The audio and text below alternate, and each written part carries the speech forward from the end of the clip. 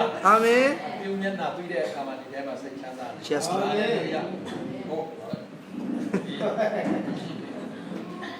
You need to know which head jump by a bike Shiva. I don't know what lesson to Java.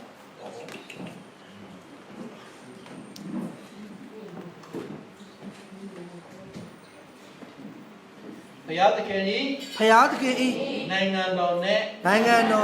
ဖြောင်းမခြင်းတရားကိုစီအိုးစွာရှာကြလော့နောက်မှထိုအရာများကိုထပ်၍ပေးတော်မူလက်တံဒုတိယကျမ်းပိုင်းအဲ့ဒီကျမ်းပိုင်းကမာသက်အခန်းကြီး6အငယ်33မှာရှိမှာဖြစ်ပါတယ်ဒုတိယကျမ်းပိုင်းနောက်ကနေလိုက်ဆိုပြကြပါဒုတိယမွေးခြင်းကိုမခံတော်သူမည်သည်ကားဘုရားသခင်ဤနိုင်ငံတော်သို့မဝင်ရယောဟန်ခန်းကြီး3အငယ်3ဖြစ်ပါတယ်ဒီကျမ်းပိုင်းတစ်ခုကိုကျွန်တော်အခြေခံပြီးမှဒီနေ့နိုင်ငံတော်နှစ်ခုအကြောင်းကိုကျွန်တော်ဝင်ငါသွားမှာဖြစ်ပါတယ်ဟာလေလုယာအာမင်ဘုရားသခင်နိုင်ငံတော်ကိုကျွန်တော်စီးဖို့ဆိုတာရှာမသာလေနောက်မှထိုအရာများကိုပေးရမယ်လို့တတိတော်ရှိပါတယ်တဏှာမှာယေရှုကိုယ်တိုင်ကပါထပ်ပြောလဲဆိုတော့ဒုတိယမွေးခြင်းမခံတော်သူမီဒီကဘုရားသခင်နိုင်ငံတော်ကိုဝင်နိုင်တယ်သူ့ရဲ့နိုင်ငံတော်အကြောင်းကိုဒီနေ့ကျွန်တော်ညီနဲ့အရှင်းလင်းဆုံးပြကျွန်တော်စူးစမ်းပြီးမှဝင်သွားမှာဖြစ်တယ်ဟာလေလုယာကျွန်တော်ငယ်ငယ်တုန်းကကျွန်တော်တို့အိမ်မှာကျွန်တော်တို့အဖိုးဘက်ကနေเนาะအဖေရဲ့အဖိုးဘက်ကနေမိဘမဲ့ဖြစ်တဲ့ကျွန်တော်တို့ဝါအရာကျွန်တော်တို့ဦးလေးဖြစ်သွားကျွန်တော်တို့တားငယ်နေပြီမဲ့ဦးလေးဖြစ်ပြီးမှနှစ်ယောက်ကိုကျွန်တော်တို့အိမ်မှာကျွန်တော်တို့ပြုစုပြုထောင်ခဲ့တယ်မိဘနှစ်ပါးကဦးနောက်เนาะတိတ်စက်မမီတဲ့တို့ကြောင့်သားသမီးတွေလည်းအဲ့လောက်အထက်ပြတ်ဖို့ပြန်သားငယ်ကြတော့အခုတည်းအခုမြန်မာနိုင်ငံဟိုနောက်ဆုံးကော့တောင်ပဲပါရှိတယ်ကော့တောင်ပဲပါရှိတယ်သူစစ်ကားရဲဝင်ပြီးမှပြီးရင်မြန်မာပြည်ကိုဝင်ပြီးမှသူလက်ဒါပါခေါ်တယ်လက်မျိုးကိုပြတ်နေတဲ့အတွက်ကြောင့်စီးပဲတဲ့နဲ့ထွက်ရတာဖြစ်တယ်တနတ်ပြဖို့စင်လို့တော့ချာအဲ့တော့ကိုကတော့တိတ်ပညာရေးပိုင်းမှာလည်းတိတ်ထူးချော်ခဲ့ဒါပေမဲ့အားပင်ပေါ်တယ်ပေါ့တခုခုခိုင်းမယ်ဆိုဟုတ်ကဲ့တခါလည်းထားလာတယ်တခါကျွန်တော်ကိုရှာခိုင်ဆွမ်းကသူ့နာမည်ကမုံလို့ခေါ်တယ်ဝါရကြီးတဲ့အတွက်ကြောင့်ပုံမုံလို့ခေါ်တာပုံမုံဘုဖနာခဏတော့ယူပြပါဟုတ်ကဲ့ဒါနဲ့ထားပြီးမှချက်ချင်းသွားတယ်ကြာတော့တွေ့ပြီလားလို့တွေ့တော့မယ်တဲ့ဒါဆိုရှာလာကပါလေမသိဘူးတဲ့ဝါ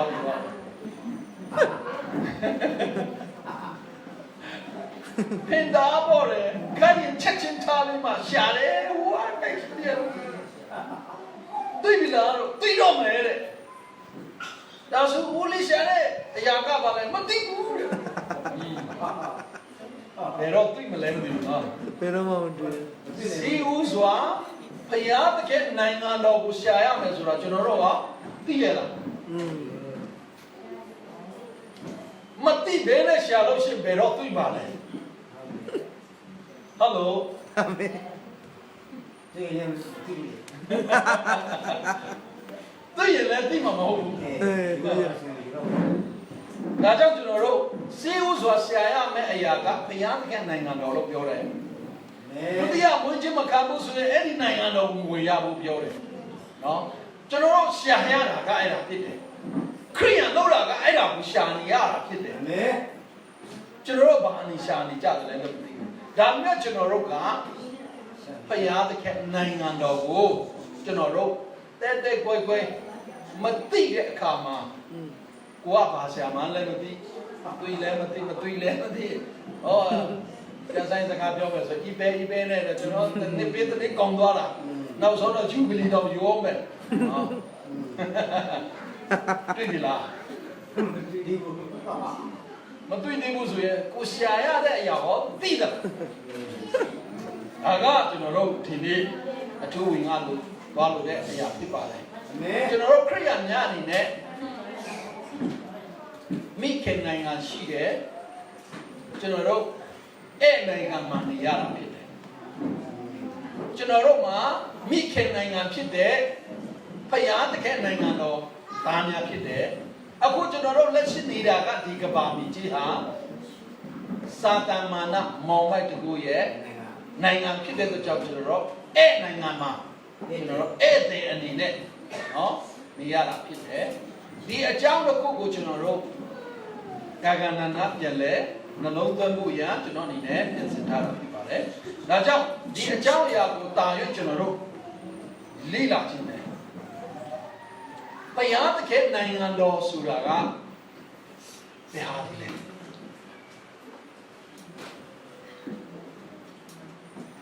လက်ညှိုးထုတ်ပြလို့ရမလားဒါမှမဟုတ်စကလုံးနဲ့ရောပြောလို့ရသလားတဲ့မှာဘုရားသခင်နိုင်ငံတော်ဆိုတာဘာလဲပြောလို့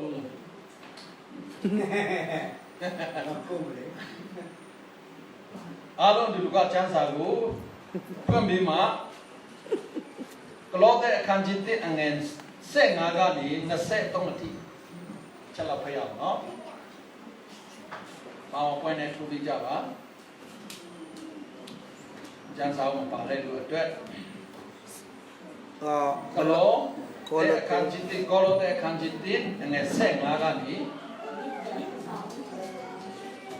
ကိုလိုတေတအငယ်15ကနေ23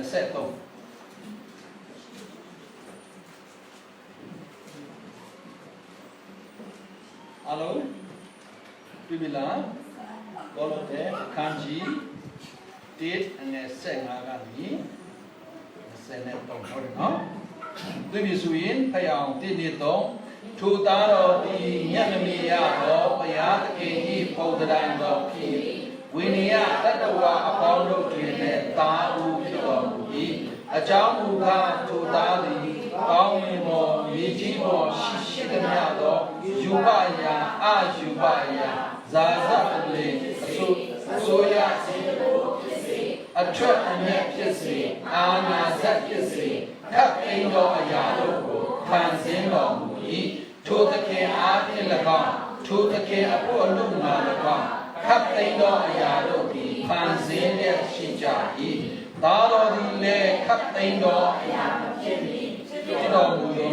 ခပ်သိမ်းသောအရာတို့သည်တကူတော်အားဖြင့်သည်ကြ၏အသင်းတော်သည်ဟူသောကိုဤကိုကောင်းဖြစ်တော်မူ၏အရာရာ၌ထူးမြတ်ခြင်းကမူလအရင်မြည်ဒီတော်သူတို့တွင်သာဟုဖြစ်တော်မူ၏အကြောင်းမူကား23အထိဖတ်ရအောင်23အထိလက်ဝါးပါပါဘုရားဒီမောအဖြစ်ရန်ကိုရင်းစေကောင်းရရာစစ်စေဤစေရာဖြစ်စေခတ်သိမ်းတော်ရာတို့ကိုသာတော်အဖြစ်ဘုရားခင်နှင့်ပြတာဆွေးစီခြင်းမှာတော့အလိုရှိတော်မူ၏အကျဉ်းကဘုရားခင်နှင့်ရှိစေဆိုရသောအကျင့်ကိုကျင့်သဖြင့်စိတ်နှလုံး၌ရန်သူဖြစ်သောတင်တို့ကိုကိုယ်ခန္ဓာတော်၌အသင်ခံတော်မူသောအားဖြင့်ယခုမိတ္တဟာယပြည့်စုံတော်မူ၏အကြောင်းမူကားကောင်းကင်အောက်ရှိသမျှသောဝိနည်းတတ္တဝါတို့အားဟောပြောသဖြင့်တင်တို့သည်ကိုယ်တိုင်ကြားရပြီးသောအေဝံဂေလိတရား၏မျောရင်းခြင်းမှမရွေ့ရောပဲတိုင်းပြကြခြင်းသိခြင်းနဲ့တကွမြဲမြံစွာယုံကြည်ထားသည်တန်ရှင်းစင်ကြယ်တဲ့ဒီလိုရဲ့ရှိတော်ဒီလိုရှိစက်ပါမိအကြောင်းဒီအာမင်ဟာလေလုယာအာမင်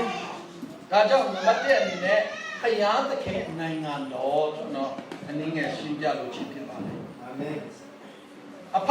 ဘုရားသခင်ကသားတော်အားဖြင့် ကျမ်းစာထဲမှာကျွန်တော်ခုနဖတ်တယ်နော်ယူပအရာဆိုတာမျက်စိနဲ့မြင်လို့ရတဲ့အရာအားလုံးဂျူရီချယ်ရီအားလုံးလှရီနော်ပြီးလို့ရှိရင်ဒီကဘာမီကြီးအရာအားလုံးမျက်စိနဲ့မြင်လို့ရတဲ့တူလို့ကြိုက်လို့ရတဲ့အရာအားလုံးယူပအရာမြင်လို့ရတဲ့ထိတွေ့လို့ရတဲ့အရာအားလုံးပြီးတော့အာယူပအရာတဲ့မမြင်နိုင်တဲ့အရာနော်ဇာဇပလေကျွန်တော်တို့မျက်စိနဲ့မြင်လို့မရတော့ဘူးသူ့ရဲ့ဘုံတော်နော်မမြင်နိုင်တဲ့အရာအားလုံးမြင်နိုင်တဲ့အရာအားလုံးကိုခရစ်တော်ယေရှုဖခင်အားဖြင့်ဒါတွေအားလုံးကိုဖန်ဆင်းတယ်တဲ့ဟာလေလုယာအာမင်သူဖန်ဆင်းတဲ့အရာအားလုံးကသူ့ရဲ့နိုင်ငံတော်ဟောအာမင်ဟာလေလုယာအာမင်နားလည်တော့သူအားလုံးကိုဘုရားရှေ့ထိုးကောင်းချချပေးပါစေအာမင်ကျွန်တော်တို့ရဲ့ဦးနောက်အတွေ့အခေါ်က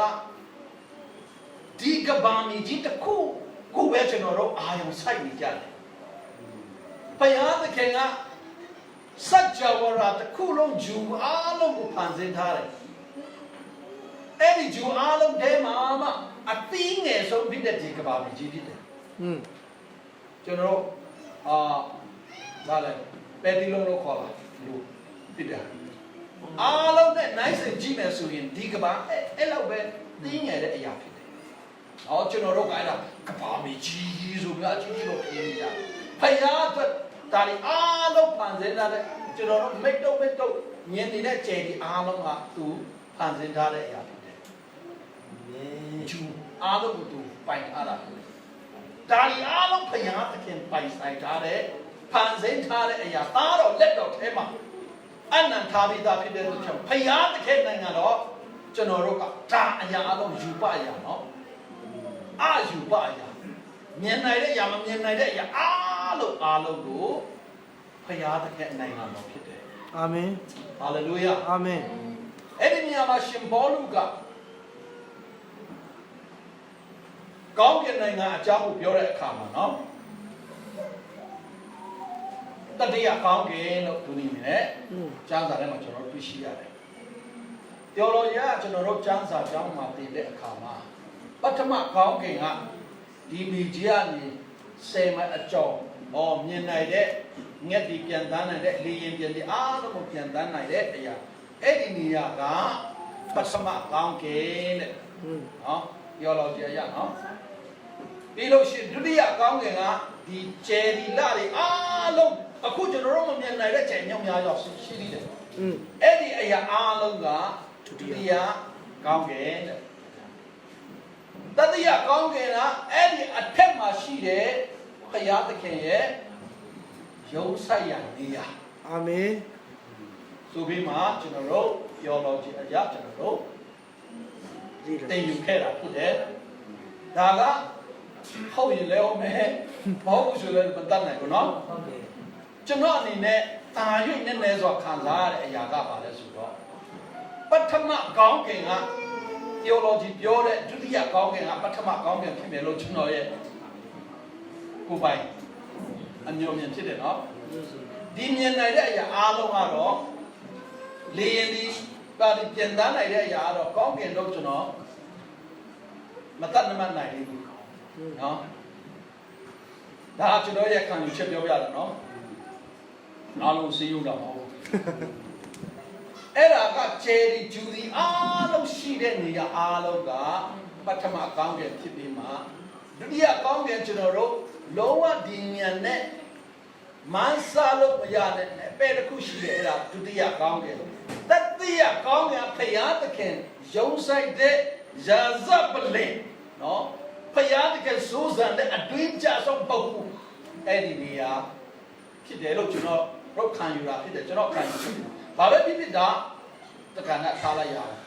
ရှင်ဘောလူကသူအတွင်းတဲ့အတိဆုံးပုဂ္ဂိုလ်အထိရောက်သွားသလားမရောက်သွားဘူးလားလို့ကျွန်တော်တို့ကတေးသေးချာချာပြောလို့မရဘူးနဲ့သူ့မှာတော့အနဲ့ဆိုင်ဆုံးတတိယကောင်းကင်အထိသူတက်သွားတာကျွန်တော်တို့ကျမ်းစာထဲမှာကျွန်တော်တွေ့ရှိရတယ်အဲ့ဒါကဘုရားသခင်ဤဘုဟုဌာနဖြစ်ပြီးမှကျန်တဲ့အရာအားလုံး သူကိုယ်တိုင်ဖန်ဆင်းထားတယ်နော် အာမင် ယူပါအရာ အာယူပါယ လုံးအားလုံးကဖယားသခင်ဖန်ဆင်းထားတဲ့အရာကျအားလုံးဖြစ်တော့ဖယားသခင်နိုင်ငံတော်ဖြစ်တယ်နံပါတ်1ဖယားသခင်နိုင်ငံတော်ဟာလေလုယာအပြည့်စစားတာနဲ့တလွဲတကြောဖြစ်မယ်ဘုရားသခင်နိုင်ငံတော်ဘုရားသခင်ဖန်ဆင်းထားတဲ့အဲ့ဒီတတိယကောင်းကင်အပါအဝင်နော်ဒုတိယကောင်းကင်ပထမကောင်းကင်စัจ java ရာကျူအားလုံးနော်သူဖန်ဆင်းထားတဲ့မြတ်အားလုံးအရာခတ်တဲ့ဒီဘုရားနောက်ဆုံးမှကျွန်တော်ဖတ်တဲ့အရာကပါလေဘုရားအားဖြင့်တော်၎င်းဘုရားအတွက်တော်၎င်းနော်ဟုတ်တယ်နော်ဘုရားသခင်အထဲကနေတော်၎င်းကျွန်တော်တို့အားလုံးကဖတ်ပြီးဒါဒီအားလုံးကဘုရားသခင်နိုင်ငံတော်ဖြစ်တယ်ဟုတ်ပြီဘုရားသခင်နိုင်ငံတော်ကိုကျွန်တော်တို့သိရပြီဒုတိယနိုင်ငံတော်ကကျွန်တော်တို့လိုလာခဲ့တဲ့ဒီကဘာမီကြီးစัจ java ရာတစ်ခုလုံးကိုမဖန်ဆင်းခင်ကနော်လောကလူသားတွေမဖန်ဆင်းတော့ကလူစီဖာဆိုတဲ့ကောင်းကင်တမန်အကြီးမားဆုံးတပါးဘုရားရှင်ကဖန်ဆင်းထားတယ်အားလုံးကသိပြီလားသူ့ရဲ့တာဝန်ကရှီမွန်ကိုယ်ွယ်ခြင်း၌သူဦးဆောင်တယ်လို့ကျွန်တော်တို့သိရတယ်ရှီမွန်ကိုယ်ွယ်တယ်ဆိုတာကဘုရားသခင်၏ပလင်တော်နဲ့ဇာဇတ်လည်းအနည်းဆက်ဆုံးမှလို့တော့အခွင့်အရေးရတော့ပုံဖြစ်တယ်ဘုရားသခင်ကိုတန်ဆင်းဆိုပြီးမှရှီမွန်ကိုယ်ွယ်ခြင်းကိုဦးဆောင်တဲ့လူစီပါကျမ်းစာကိုကြည့်တဲ့အခါမှာသူ့ကိုယ်ခန္ဓာကမျိုးချစ်အစုံထွက်လာတယ်လို့ရှိရင်ပြန်လို့ထွက်မယ် drum တန်တွေထွက်မယ်ဟောမျိုးစုံထွက်ပြီးမှကောင်းကင်တမန်များနဲ့ဘုရားကိုတန်ဆင်းဆိုပြီးမှရှီမွန်ကိုယ်ွယ်တဲ့ဦးဆောင်မှုဖြစ်တယ်လို့တော့ဒီပုံကပုံကန်ခြင်းတဲ့စိတ်ဝင်လာတဲ့အခါမှာနော်ဘုရားသခင်ကသူ့ကိုကောင်းကင်ကနေကထုတ်ပြလိုက်သူ့နောက်ကိုလိုက်ပါလာတဲ့ကောင်းကင်တမန်သုံးပုံတစ်ပုံနေထုတ်တဲ့အခါမှာဗျာဒိတ်ဟုတ်တယ်ဗျာဒိတ်ကျမ်းထဲမှာဘယ်လိုကျွန်တော်တို့သိရှိရတယ်လဲဆိုတော့ခြေသုံးပုံတစ်ပုံနဲ့ကျဆင်းသွားတယ်လို့ကျွန်တော်တို့သိရှိရတယ်နော်ဒါဝိညာဉ်နယ်ပယ်လာပါလားကျွန်တော်တို့ဒီခြေလေးပြောလာလားကျွန်တော်တို့ကအသိစိတ်တော့ကျွန်တော်တို့ကမသိနိုင်တော့ဘူးဒါပေမဲ့သိရမှာကဘုရားသခင်ဖန်ဆင်းထားတဲ့နိုင်ငံတော်ကပုံကံသူလူစီဖာနောက်ဆုံးမှာစာတန်မာနဖြစ်သွားတဲ့အရာဘုရားသခင်နိုင်ငံတော်ထဲမှာတချို့ကိုပဲ့ထွက်သွားတာနော်သူဖန်ဆင်းတာမဟုတ်ပဲ့ထွက်သွားပြီးမှအဲ့ဒီအရာအားလုံးကိုမောင်မိုက်တကူမောင်မိုက်နေရာဆိုပြီးမှကျမ်းစာထဲမှာကျွန်တော်တို့တွေ့ရှိရတာဖြစ်တယ်အဲ့ဒီမောင်မိုက်ထဲမှာအဲ့ဒီမောင်မိုက်အားလုံးကိုတော့အဲ့ဒီပဲ့ထွက်သွားတဲ့ကျမ်းစာထဲမှာကျွန်တော်တွေ့ရှိရတဲ့အရာကဘာလဲဆိုတော့အထွက်အမြတ်အာနာစက်ဆူတဲ့အရာအားလုံးကပဲ့ထွက်တဲ့စာတန်လက်ထဲရောက်သွားတဲ့မောင်မိုက်နိုင်ငံဖြစ်တယ်အဲ့ဒီထဲမှာဂျူထဲမှာအသီးဆုံးအငယ်ဆုံးဖြစ်တဲ့ဒီကဘာကြီးပါလာတာဒါကြောင့်စာတန်ဟာဒီလောကရဲ့မင်းဆိုပြီးမှကျမ်းစာထဲမှာဖော်ပြထားတာဖြစ်တယ်။ဒါကြောင့်ဒီကဘာမီကြီးဟာအမောင်မိုက်ဆုံးမောင်မိုက်တဲ့နေရာ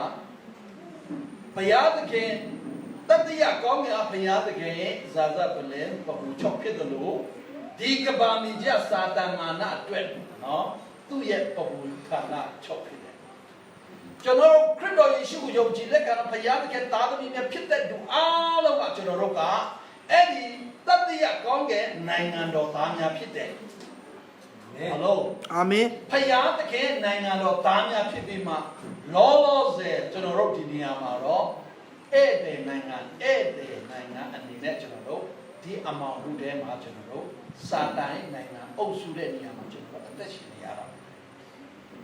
ဒီအရာကိုကျွန်တော်တို့ဒီနိုင်ငံတစ်ခုကြားထဲမှာကျွန်တော်တို့ခွပြီးမှနေတဲ့ခရိယန်များဖြစ်တဲ့တို့ကြောင့်သူအရာကိုတတိမထားမိဘူးဆိုရင်နော်ကျွန်တော်တို့တစ်ခါတလေစိတ်နဲ့ကြစရာအများကြီးရှိကောင်းရှိပါတယ် တကယ်တမ်းကျတော့ကျွန်တော်တို့ကဒီလောကမှာဒီလောကရဲ့နိုင်ငံသားမဟုတ်ဘူးကျွန်တော်တို့ကအထက်အရက်နဲ့ဆိုင်တော့ဖယားသခင်နိုင်ငံတော်သားများဖြစ်တဲ့အတွက်ကြောင့်ဒီကဘာဟာစာတန်မာနနဲ့အတူကောင်းကင်ကနေဖြတ်နေထုတ်ခြင်းကလည်းအဖိတ်နဲ့ပါလာတဲ့မိကြီးဖြစ်တဲ့အတွက်ကြောင့်နော်ဒါဒီအားလုံးကိုအမောင်လူတဲ့လို့ကျမ်းစာထဲမှာကျွန်တော်တွေ့ရှိရတယ်ဒါကြောင့်ရှင်ပေါလုကငါတို့ရဲ့ယံသူကအသွေးသားမဟုတ်ဘူးလေမဟုတ်ဘူးလားအသွေးသားမဟုတ်ဘူးအာနာစက်နော်ဒီလူထုထဲမှာရှိတဲ့ပဲ့ထွက်သွားတဲ့အရာမှာဘယ်အရာတွေပါသွားတယ်လဲကျွန်တော်တို့လက်ယူထုပြလို့ကျွန်တော်တို့လည်းမတတ်နိုင်ဘူးဒါပေမဲ့ကျမ်းစာမှာတော့အသိလည်းပေါ်ပြထားတယ်နော်တန်ဂျီလာကျမ်းစာကိုကြည့်တဲ့အခါမှာတန်ဂျီလာကအကုန်စုတောင်းတဲ့အခါမှာသူ့ရဲ့စုတောင်းခြင်းကိုဘုရားသခင်အဖြစ်ပေးပြီးမှကောင်းကင်တမန်ကိုဆေလွတ်လိုက်တယ်ဒါပေမဲ့သူနေတဲ့ပါရှားနိုင်ငံကိုအုပ်စိုးနေတဲ့နတ်စုတွေကနောက်ဆက်တဲ့အခါချက်ချင်းသူ့စီကိုမရောက်လာနိုင်ဘူးတဲ့မရောက်လာနိုင်တဲ့အခါမှာသူကစစ်ကိုအနေနဲ့မိုက်ကယ်ဆဲလာပြီးမှအဲ့ဒီပါရှားနိုင်ငံကိုအုပ်စိုးနေတော့နတ်စုအားလုံးတဲကနေကဲတဲ့အခါမှာကောင်းကင်တမန်ကဒန်ဂျီလာစီကိုချောချောမောနဲ့ရောက်ရှိလာပြီးမှတေးစိတ်နှိမ်ချပြီးမှအစာရှောင်ဆိုတော့စတဲ့နေ့ကနေစပြီးမှဘုရားသခင်အဖြစ်ပြီးအာမင်ဒါပေမဲ့အဲ့လောက်ကြာတာကလမ်းတစ်ဝက်မှာနော်အဲ့ဒီဝိညာဉ်နယ်ပယ်ထဲမှာပါရှန်နိုင်ငံကိုအုပ်စိုးနေတဲ့အမောင်တို့စာတန်ရဲ့အဖွေရဲ့နေရာတနေရာဘုရားသခင်နိုင်ငံတော်တွေကနေပဲ့ထွက်သွားတဲ့နော်ခုနကကျွန်တော်ပြောတယ်နော်ပဲ့ထွက်သွားတဲ့အဲ့ဒါကိုကြော်ဖြတ်ပြီးမှလာရမှာဖြစ်တဲ့အတွက်ကြောင့်သူဝိညာဉ်စုတွေကအနောက်ဆက်ပြီးတယ်နောက်ကျနေတာဖြစ်တယ်ဟုတ်ပြီကျွန်တော်တို့ဘုရားသခင်နိုင်ငံတော်အားလုံးကိုကျွန်တော်တို့သိပြီးပဲ့ထွက်တဲ့စာတန်မာနရဲ့နိုင်ငံတော်ကိုလည်းကျွန်တော်တို့ဒီနှစ်ခုကြားထဲမှာကျွန်တော်တို့နေရတာကျွန်တော်တို့ခုနကကျမ်းစာပတ်အရှိကြီးကျွန်တော်ဖတ်တဲ့ကျမ်းပိုက်ကိုကြည့်တဲ့အခါမှာသူပဲ့ထွက်တဲ့အရာအားလုံးအပါအဝင်ခရစ်တော်ယေရှုဘုရားကပြန်လဲတိမ်ပတ်ပြီးမှအဲ့ဒီနေရာမှာရောက်သွားတဲ့ဘုရားသခင်ယံသူဖြစ်တဲ့လူသားအားလုံးကိုဘုရားတဲ့အဖခမဲတော်နဲ့ယံငင်းခြင်းကိုယေရှုကပြန်လုပ်ပေးလာတယ်အာမင်အဲ့ဒီပဲ့ထွက်သွားတဲ့အရာအားလုံးကိုခရစ်တော်ယေရှုဘုရားကပြန်လဲတိမ်ပိုက်ဖို့ရဒီလောကကိုကြွဆင်းလာတာအာမင်ဟာလေလုယာအာမင်ဒါကြောင့်သူယေရှုကိုယုံကြည်လက်ခံတော်သူအားလုံးကဘုရားသခင်နဲ့တော်သားဖြစ်တယ်လို့ကြားပါတယ်ဟုတ်ပြီဒီနိုင်ငံကိုကျွန်တော်တို့အတူချုပ်နေနဲ့ဒါလည်းကျွန်တော်ဝင်သွားမှာဖြစ်တယ်နောက်ဆုံးတစ်ချက်အနေနဲ့အဲ့ဒီဘုရားသခင်နိုင်ငံတော်တို့ကိုဝင်ရဖို့ရန်ကျွန်တော်တို့ဘယ်လမ်းကိုပါဘယ်လိုလုပ်ရမလဲပဲ့ထွက်တဲ့နိုင်ငံအားလုံးကိုပြန်လဲသိမ့်ပိုက်ရန်သားတော်ယေရှုခရစ်ဒီလောကကိုကြွဆဲလာတာယေရှုရဲ့ပထမဦးဆုံးအတိကလှုပ်ဆောင်တဲ့အရာကပါလဲဆိုတော့အဲ့ဒီပဲ့ထွက်သွားတဲ့ဂျူအားလုံးအပါအဝင်နော်ကြဆင်းသွားတဲ့အာဒံနဲ့အေဝါနဲ့ဆင်းသက်တဲ့လူသားအားလုံးကိုပြန်လဲပြီးမှတိမ်ပတ်ပြီးမှအဖခမဲတော်နဲ့ပြန်လဲရန်ငိမ့်ဖို့ရသူ့ရဲ့ပထမအရေးကြီးဆုံးလုပ်တဲ့လုပ်ငန်းတာလုပ်ရကအဲ့ဒါပဲဖြစ်တယ်အခြားရဒီကပထမဦးဆုံးလုပ်တာကစာတန်နဲ့ပါသွားတဲ့ပဲ့ထွက်သွားတဲ့မိကြီးပေါ်မှာရှိတဲ့အာဒံနဲ့အေဝါအားနေစေတဲ့လူသားအားလုံးဘုရားတကယ်အမျက်တော်ကိုခံစားနေတဲ့လူသားအားလုံးနဲ့အမျက်တော်ထွက်တဲ့ဘုရားသခင်သူတို့နှစ်ယောက်ကြားထဲမှာရန်ငိမ့်ပြီးမှုရယေရှုကြွလာတာဘုရားသခင်ကရန်ငိမ့်တော့ဘုရားသခင်ဖြစ်တဲ့အတွက်ကြောင့်အကြံဖက်နဲ့မလုပ်ချင်ဘူးအကြံဖက်နဲ့နော်ငိမ့်ချမ်းစွာအားဖြင့်ကောင်းမွန်စွာနဲ့လှုပ်ဆောင်ဖို့ရယေရှုဒီလောကကိုကြွားဆုံးလာတယ်အဲ့ဒီပဲ့ထွက်သွားတဲ့ အပြည့်ရဲ့အခါအားလုံးကိုခရစ်တော်ယေရှုတရားကလက်ဝါးကားတယ်နော်ပြန်လက်ချီပါလိမ့်မယ်နော်ကျွန်တော်တို့အားလုံးကိုယူလုပ်ခဲ့တာကျွန်တော်တို့အဲ့ဒီသားတော်ယေရှုအပြင်ကျွန်တော်တို့ဖခင်တကယ်နိုင်ငံတော်သားဖြစ်သွားတာအာမင်ဟာလေလုယာအာမင်ဒီအားလုံးကသိပြီးသားပါဟုတ်လားကျွန်တော်တို့ကခရစ်တော်ယေရှုဘုရားကိုကယ်တင်တော်ရှင်တက်တကယ်အနေနဲ့ယုံကြည်လက်ခံဖိတ်ခေါ်တော့အားလုံးကဘုရားတကယ်နိုင်ငံတော်သားဖြစ်သွားတာအဲ့ဒီပဲ့ထွက်သွားတဲ့အရာအားလုံးကိုအောက်ဆိုးနိုင်တော့ဘုရားကကျွန်တော်တို့ကိုတကူပြန်ပြလာတယ်အာမင်ယေရှုကပြောတယ်ကောင်းကင်နဲ့၎င်းမြည်ကြီးနဲ့လို့အခွင့်အာဏာအားလုံးငါခံရပြီတဲ့ငါကောင်းရရှိပြီတဲ့တင်တို့တွေသွား၍လူသားအားလုံးကိုငါတပည့်တော်ဖြစ်စေတဲ့အဖကမဲတော်သားတော်တန်ရှင်တော်ဝိညာဉ်တော်နဲ့ဗတ္တိဇာပေးကြပါကက်ကဘာကုန်တဲ့တိုင်အောင်တင်တို့နဲ့ငါအတူရှိတယ်ယေရှုကအမှုပြန်ပေးပါလား Praise the Lord Amen Hallelujah Amen ထိုယေရှုကိုယုံကြည်လက်ခံအားလုံးကနိုင်ငံတော်သားဖြစ်ရတော့ဘုရားဆောင်ပါဘုရားအသွေးကိုသုံးပြီးမှထိုအရာကိုပြန်လဲအောက်မိတ်တည်ရတော့အားဖြင့်ကျွန်တော်ပြောတော့ဆောင်အာမင်ဟာလေလုယာအာမင်အဘွေတော်ဘုရားသခင်ဤပထမလှုပ်ဆောင်ချက်ရန်ကုန်ငြိမ်းမှုဖြစ်အာမင်ဘာဖြစ်လို့လဲဆိုတော့နော်အာဒံနဲ့ဧဝနဲ့စပြီးမှမစားရလို့တင်းရထားတဲ့အသီးကိုစားလိုက်တဲ့နေ့ကနေစပြီးမှလူသားများနဲ့ဘုရားသခင်ရန်သူတွေဖြစ်သွားတာဖြစ်တယ်လူသားအဖြစ်မိကြီးကိုပါချိန်တိုင်းချင်းကိုခံရတာဖြစ်တယ်အမျိုးသမီးမန်တွေကဝိဖွားခြင်းနဲ့ဝိဒနာခံစားဒီနေ့အဖြစ်ကျွန်တော်တို့ချွေးနဲ့ဝီနဲ့အလေးဝင်းနေရတယ်ဟုတ်လားဒါဒီအားလုံးကိုဘုရားသခင်အမျက်တော်ကိုကျွန်တော်တို့အားလုံးကခံရတာအဲ့ဒီကြားထဲမှာယံငင်းပြီးဖို့ရယေရှုဒီလောကကိုကြွဆိုင်လာတာအာမင်ပထမဦးဆုံးအောဘွေကောင်းတဲ့ပြန်လဲယံငင်းပြီးတဲ့လှုပ်ဆောင်ချက်ယေရှုရဲ့လှုပ်ဆောင်ချက်အဲ့ဒီယံငင်းပြီးခြင်းဖြစ်တယ်အိုးဟာလေလုယာအားလည်းတော့သူအားလုံးကိုဘုရားဆက်ပြီးကောင်းချီးချပေးပါစေအာမင်ဒီအကြောင်းအရာကိုဆရာကြီးတစ်ပါးကJohn Cora Wantiska သူ့ရဲ့နားတဲ့သဘောပေါက်ပုံလူတွေပြန်ရှင်းပြပုံကိုကျွန်တော်ပြန်လဲသူ့ရဲ့အသက်တာမှာလက်တွေ့သက်သေခံတဲ့အချက်နဲ့ကျွန်တော်ဒီကုန်းချုပ်သွားရင်လည်းဒီအရာကိုပြောပြလို့ရှိတယ်။သူက missionary တစ်ပါးဖြစ်တယ်။တော့ဆွေဒင်သားလာသူ့နိုင်ငံမမဘိုးဆိုအဲ့ဒီနေရာကနေဂျပန်နိုင်ငံကိုတာရနာ missionary တာရနာပြည်စရာနဲ့အဲ့ဒီနေရာမှာသူ့ဖောက်ပြီးမှတာရနာပြည်စရာအဲ့ဒီချိန်မှာသူတို့အဖွဲ့အစည်းထဲမှာတကက်ခေါင်းဆောင်ကြီးတစ်ယောက်နဲ့သူ့လက်အောက်မှာရှိတဲ့ရုံးလုပ်ငန်းတစ်ယောက်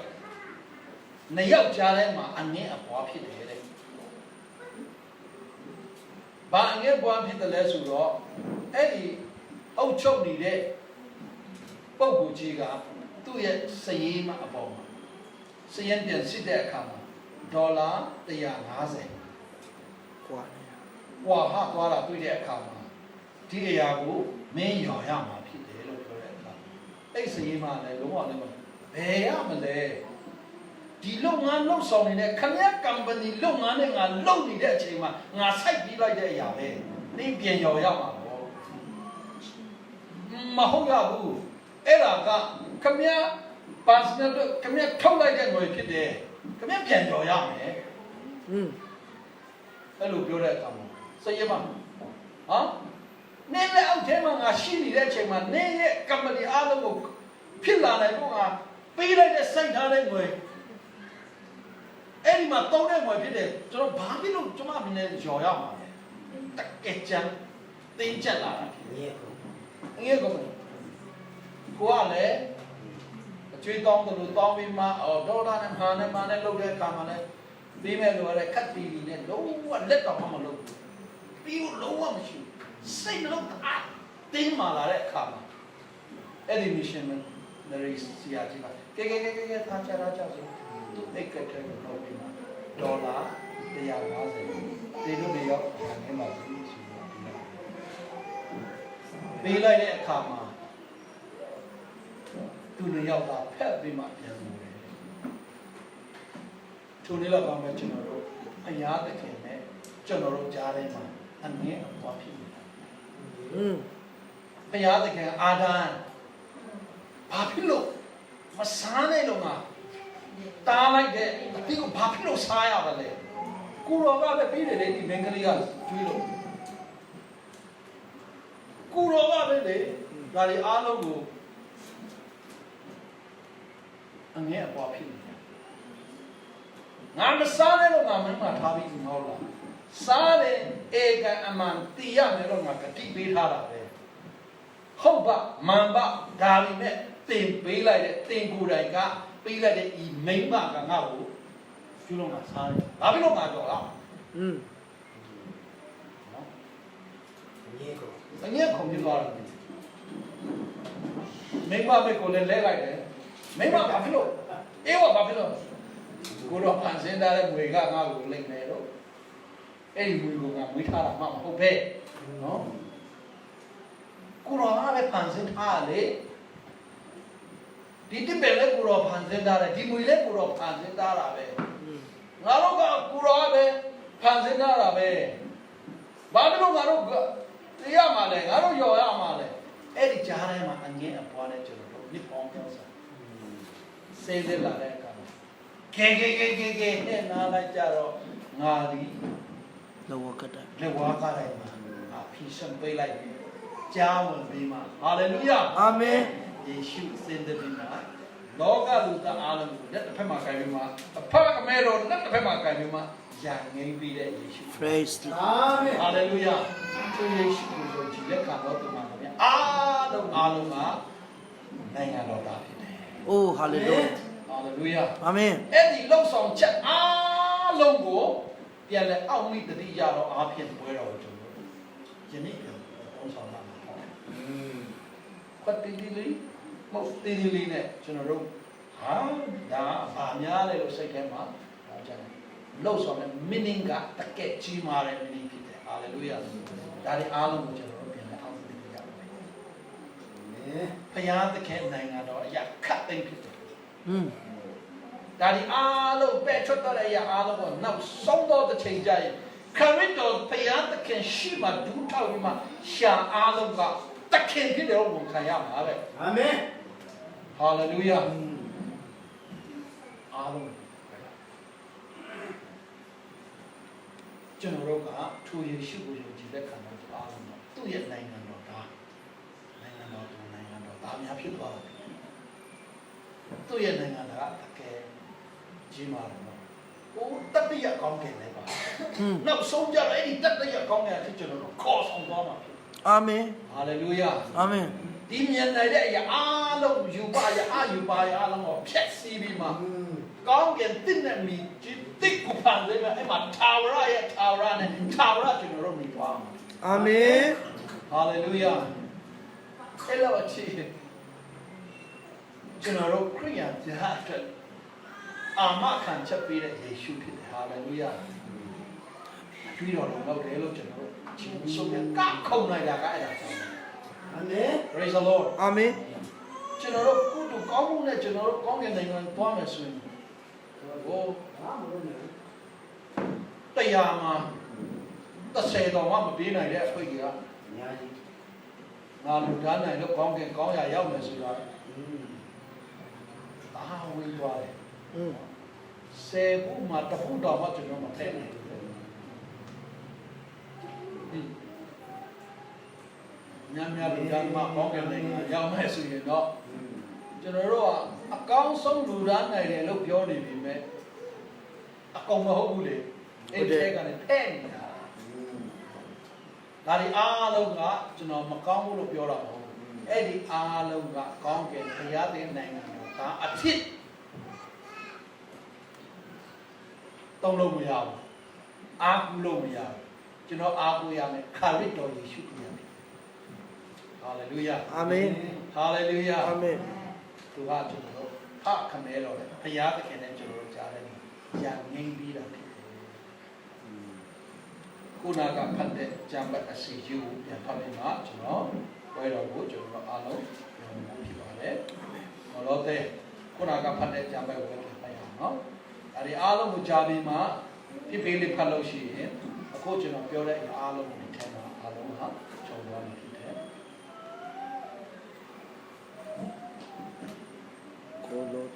ယေရှုဒီလောကကိုကြွဆင်းလာရတဲ့အကြောင်းရင်းကအဲ့ဒါပဲဖြစ်တဲ့သူကြောင့်အဲ့ဒါမပါရင်ကျွန်တော်တို့စောင်းလို့မဆောင်းနိုင်ဘူးဖြစ်တယ်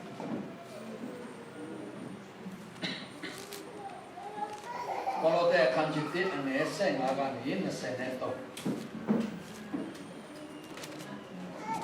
ဒီတကားကျွန်တော်တို့ဖိဖိလေးနဲ့အာယုံပဲပြီးမှဖျားအောင်ပြီးရင်ကျွန်တော်တို့ဘယ်တော့မှမရဘူးလုံးသားပြင်ဆင်ပြီးပါမယ်ဘောလို့တဲ့ခံချစ်တဲ့အနေနဲ့တင်းနေတော့ထိုသားတော်သည်မျက်မြင်မရသောဘုရားသခင်ပုံတရံတော်ဖြစ်၏ဝေလီယတတ္တဝါအပေါင်းတို့တွင်လည်းသာဥဖြစ်တော်မူ၏အကြောင်းမူကားထိုသားတော်သည်ကောင်းကင်ပေါ်မြေကြီးပေါ်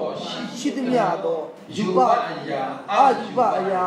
ယာသအလင်းဖြစ်စေအစိုးရတော်တကူဖြစ်စေအထွတ်အမြတ်ဖြစ်စေအာနာသက်ဖြစ်စေခတိန်သောအရာတို့ဖန်ဆင်းတော်မူ၏ထိုသခင်အားဖြင့်၎င်းထိုသခင်အဖို့လုံးမှာ၎င်းခတိန်သောအရာတို့သည်ဖန်ဆင်းလျက်ဖြစ်ကြ၏သာတော်သည်လည်းခတိန်သောအရာမရှိမီဖြစ်တော်မူ၍ခတိန်သောအရာတို့သည်တကူတော်အားဖြင့်သာတည်ကြ၏အသေးတော်မူသောကိုဤဥကောဖြစ်တော်မူ၏အရာရာ၌ထူးမြတ်ခြင်းမူလအရေးဖြစ်၏တေတော်သူတို့တွင်သာဥဖြစ်တော်မူ၏အကြောင်းကခတိန်ပြည့်စုံခြင်းသာတော်၌ခြေဖို့ခြင်းမှာ၎င်းလေဝါကတိုင်ပေါ်မှာတွန်းသောအတွေးတော်အားဖြင့်ရန်ကိုငြိမ့်စေ၍ကောင်းသောအရာဖြစ်စေမြေကြီးအရာဖြစ်စေခတ်သိမ်းသောအရာတို့ကိုသာတော်အားဖြင့်ဘုရားသခင်နှင့်မိတ္တဟာယဖွဲ့စည်းခြင်းက၎င်းအလိုရှိတော်မူ၏အထက်ကဘုရားသခင်နှင့်ကြွားရှင်း၍စိုးညစ်သောအကျင့်ကိုကျင့်သဖြင့်စိတ်နှလုံး၌ရန်သူဖြစ်တော်တင်တို့သည်ကိုယ်ခန္ဓာတော်၌အသေးခံတော်မူသောအားဖြင့်ယခုမိတ္တဟာယဖွဲ့စည်းတော်မူ၏အကြောင်းမူကားကောင်းကင်အောက်၌ရှိသမျှသောဝိနည်းတတ္တဝါတို့ကဟောပြောသဖြင့်တင်တို့သည်ကိုယ်တိုင်ကြားရပြီးသောဧဝံဂေလိတရား၏ညော်လင့်ခြင်းမှမရှိလျော့ပဲတိုက်ပိကြခြင်းဒီခြင်းနဲ့တကွမင်းမြန်စွာယုံကြည်ကြလျက်တန်ဆင်းစင်ကြယ်အပြစ်ကြေမွေးနဲ့ကင်းလွတ်လျက်ရှိတော်တင်တို့ရှိတော်၌ဆက်တာကြောင်း၏ဟာလေလုယာအာမင်ဒါကြောင့်ကျွန်တော်တို့ဘုရားသခင်နှလုံးတော်ထဲကအပြစ်အားဖြင့်ရန်ဘုဒ္ဓဘွယ်ဖြစ်နေတဲ့ကျွန်တော်အားလုံးကြားလိုက်ပါခရစ်တော်ယေရှုဘုရားလက်ဝါးကလည်းအပြီးတော်အားဖြင့်ပြန်လဲကိုရန်ငဲစီပြီးမှမိတ္တဟာယပြန်ဖွဲ့စီအာမင်ဟာလေလုယာကျွန်တော်တို့ဘုရားသခင်နဲ့ပြန်မိတ္တဟာယဖွဲ့ကြတာဖြစ်တယ်အာမင်ဒီအတွေ့တော်ကြောင့်အာမင်ဘာမှမတည့်ရအောင်အာမင်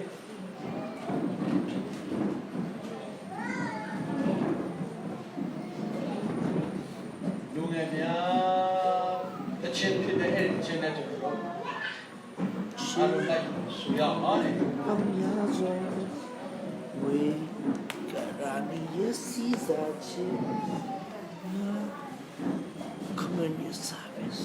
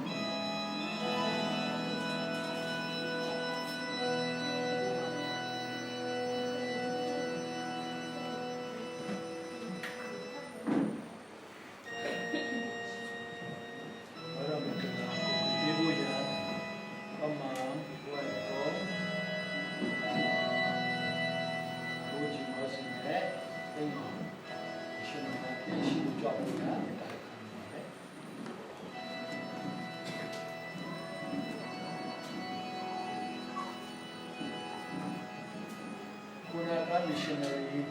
ဆိုဒီကဘာပြောတဲ့အတိုင်းပဲကျွန်တော်တို့ကဒေါ်လာ150နဲ့ရန်ကုန်ချင်းမဟုတ်ပဲနဲ့ဆွေးနွေးစတဲ့နာပြည့်စည်နိုင်တော့အရာနဲ့မဟုတ်ပဲ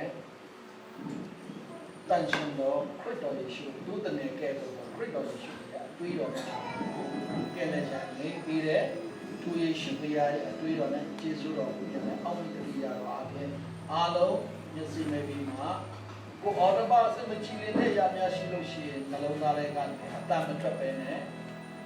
ပြန်လဲစူပေါင်းစကားတရားသခင်ရဲ့အာရုံပြုကြရအောင်လုံးဝအတန်မထွက်ပဲနဲ့လုံးသားထဲကနေထာဝရဘုရားကိုပြောလို့တဲ့အရာအားလုံးကိုခေါ်မှရှင်းပြကြရအောင်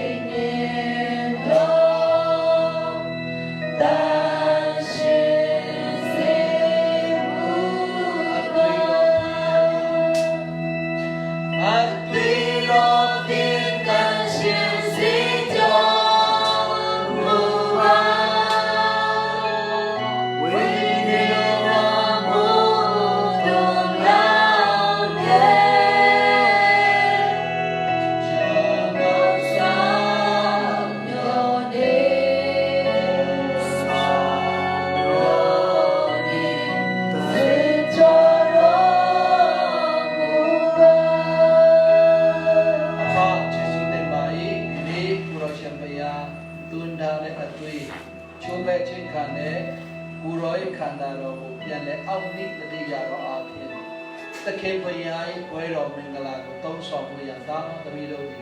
นลงดาเปลี่ยนสินค้าได้ชิมมาอย่างครับอีเปลี่ยนสินค้าเรานลงดาได้มาผู้รอจะยุ่งนาเจสุเราเปลี่ยนแต่ยอดทุขันซาของปีกันเราครับเกตินชินเชียงเราวันเดียวชิมอัติตะบันเปลี่ยนเลยปีกันเราตาตะมีโล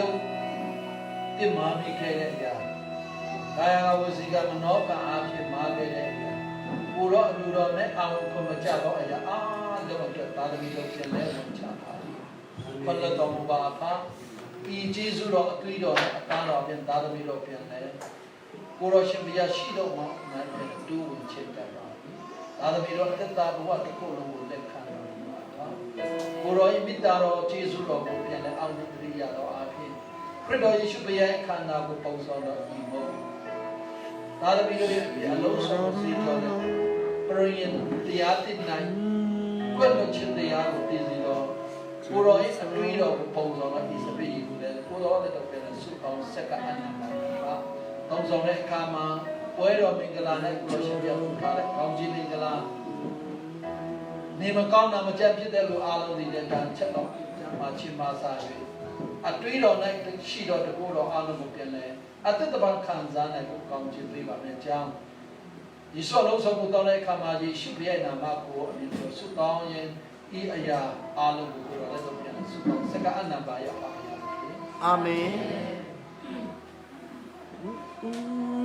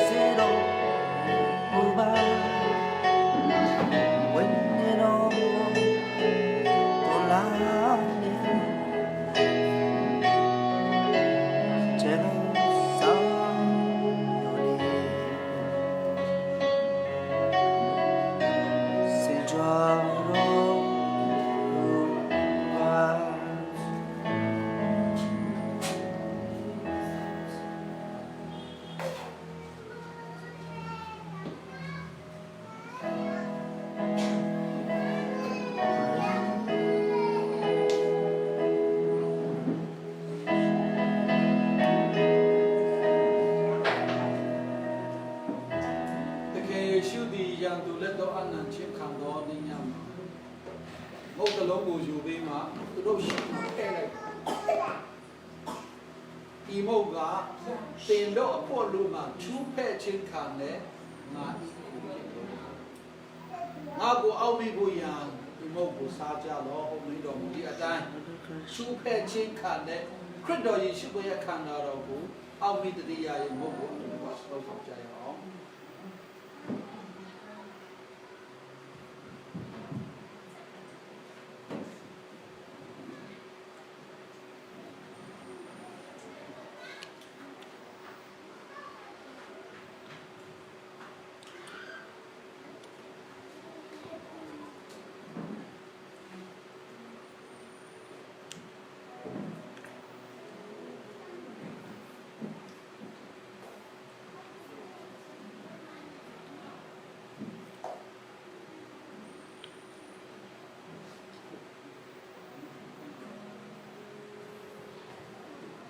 ဂျုံနေသူခွက်ကိုလည်းယူ၍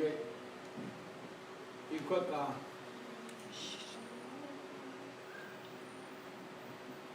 တင်တော့ပြတ်တွန်းအောင်ခြင်းခံတဲ့ပရိယင်တရားတိတ်နိုင်ပြီးတော့ငါ့အတွေ့ဖြစ်ပါပြီဒီခွက်ကိုတောက်တော့အခါငါကိုအောက်မိဖို့ရန်တောက်ကြတော့ဟုတ်မင်းတော်မူတဲ့အတိုင်းပရိယင်တရားတိတ်အပြစ်လို့ခြင်းကျေးဇူးတော်တရားကိုပြန်လဲအောက်မိတတိယရင်အတူတကွာပေါ်ဆောင်ကြတယ်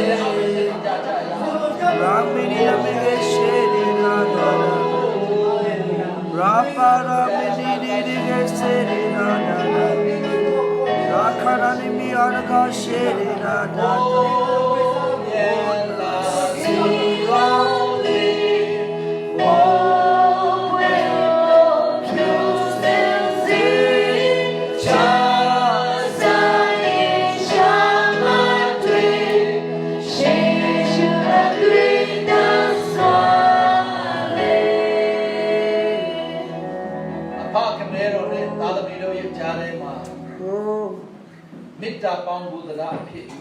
ရန်ကုန်ငိမ့်စီသောခရစ်တော်ယေရှုဖခင်၏ ရန်ငိမ့်ပြီးချင်းကျေးဇူးတော်ကဲတဲ့ချင်းစုကျေးဇူးနဲ့တော်၎င်းထူသားတော်ကိုဆွတ်လွတ်ပြီးတစ်သက်သက်ကိုချစ်တော်အဖခမဲတော်၏မေတ္တာတော်နဲ့ထိုအရာအလုံးကိုသိရှိနားလည်သဘောပေါက်နိုင်ဖို့ရန်နှလုံးသားထဲမှာတက်သိထူပြီးတဲ့ဘုရားသခင်နိုင်ငံတော်တဟာဖြစ်ဆွဲဆောင်ပေးနေသောတန်ရှင်တော်ဝိညာဉ်တော်ဘုရားနဲ့မေတ္တာရဖွဲ့ခြင်းသည်ဒီနေ့ဤဘက်မှတော်ထဲမှာလာရောက်ကြကုန်တော်သားသမီးအားလုံးအပေါ်မှာတော်၎င်း Better Prayer Center အသိတော်မိသားစုအားလုံးအပေါ်မှာယခုမှစ၍ထာဝရအစဉ်ပဲတက်ရောက်ပြည့်စုံနေပါစေတော် အာမင်အာမင်အာမင်အာ